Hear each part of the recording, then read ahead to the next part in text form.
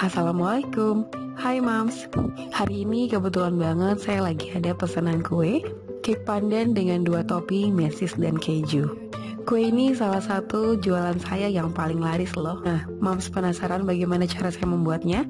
Ikuti terus videonya sampai habis ya.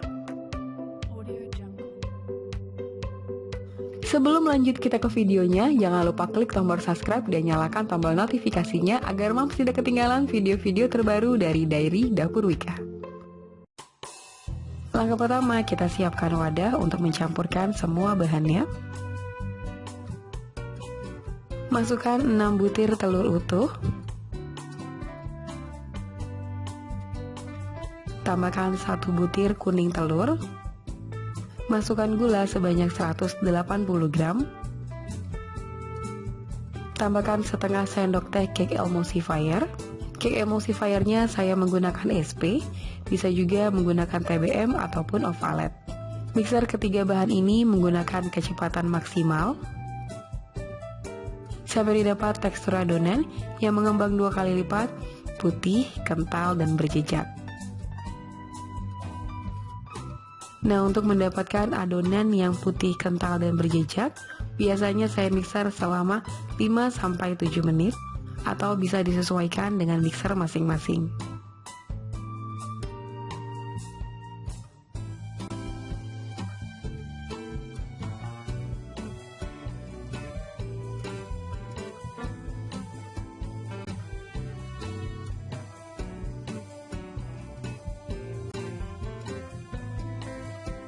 Setelah tekstur adonannya mengembang 2 kali lipat seperti ini, warna adonannya juga sudah putih pucat, dan jejak yang ditinggalkan oleh adonan juga sudah tidak mudah tenggelam.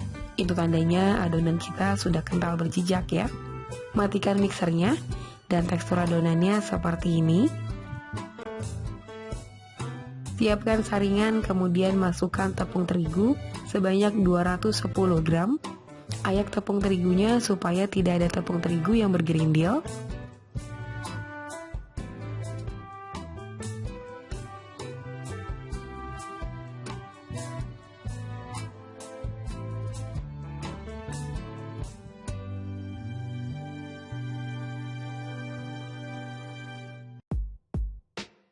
Kemudian hidupkan kembali mixernya.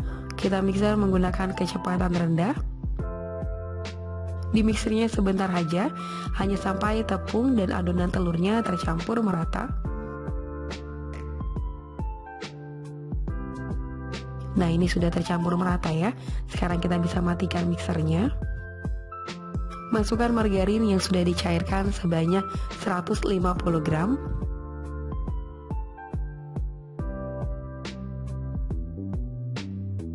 Tambahkan setengah sendok teh vanilla essence. Tambahkan pasta pandan sebanyak 1 sendok teh.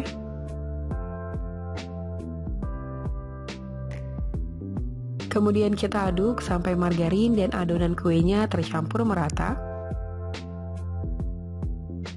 Aduk menggunakan teknik aduk balik dan aduknya secara cepat ya. Pastikan tidak ada margarin yang mengendap di dalam adonan. Karena margarin yang mengendap di dalam adonan itu bisa menyebabkan bolunya bantat dan tidak mengembang saat dipanggang.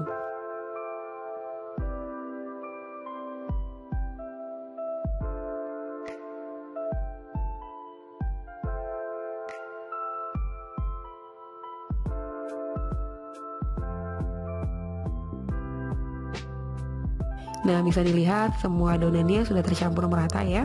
Jangan khawatir bolunya akan bantat. Jika konsistensi dari adonannya tetap kental, insya Allah adonannya ini bagus dan tidak akan bantat saat dipanggang. Sekarang saya sisihkan terlebih dahulu ya adonannya. Siapkan loyang tuban berukuran 24 cm. Untuk loyangnya sudah saya oles menggunakan Carlo ya. Bisa juga dioles menggunakan margarin tipis-tipis aja dan ditaburi dengan tepung terigu. Tuang semua adonan bolu pandannya ke dalam loyang.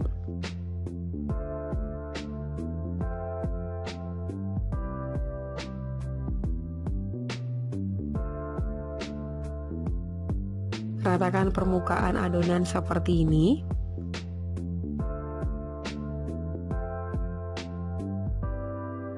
Dan jangan lupa hentakan loyang supaya tidak ada udara yang terperangkap di dalam adonan.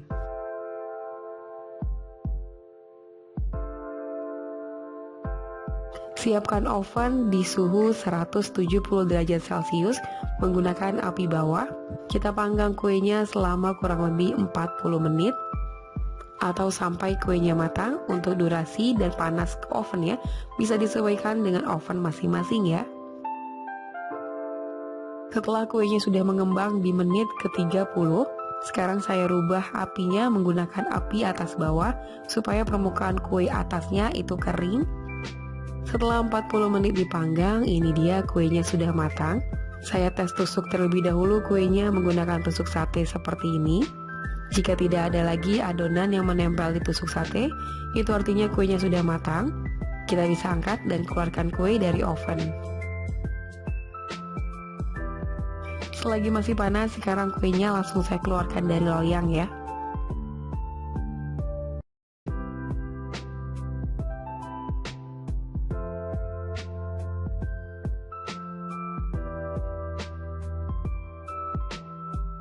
Nah ini dia, kuenya mudah sekali terlepas dari loyang dan hasil kuenya mengembang dengan cantik. Kita diamkan terlebih dahulu kuenya sampai suhu ruang ya, karena sekarang ini kuenya masih panas.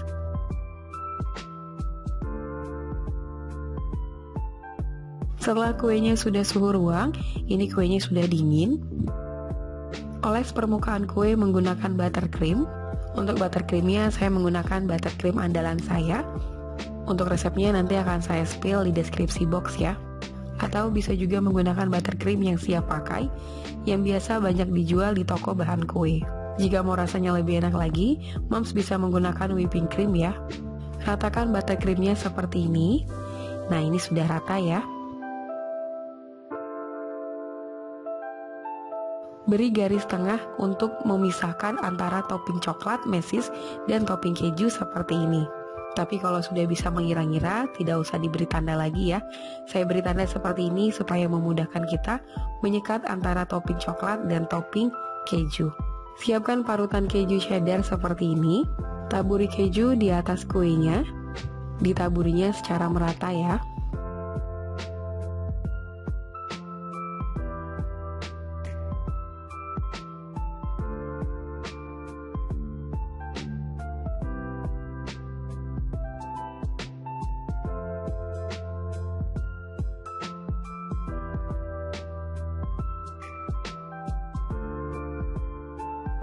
Kemudian untuk di sisi sebelah kuenya, saya sudah siapkan mesis coklat. Taburi mesis coklat di atas kuenya seperti ini. Sama seperti keju, kita taburinya sampai merata ya.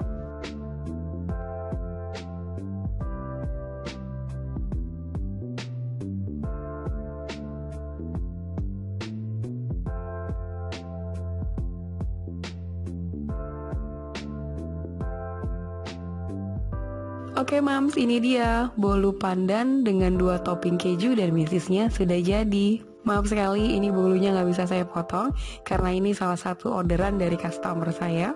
Tapi next video nanti saya akan buatkan yang sudah dipotong ya. Beneran ini cara membuatnya mudah sekali. Mams juga bisa ikutan bikin resep satu ini untuk ide jualan di rumah. Dan cocok juga menu satu ini dijadikan hampers saat nanti hari raya Idul Fitri. Oke mams, terima kasih sudah menonton videonya sampai habis. Semoga bermanfaat dan nantikan resep-resep yang unik, yang enak dan ide jualan lainnya hanya di YouTube channel dari Dapur Wika. Sampai ketemu di video-video selanjutnya.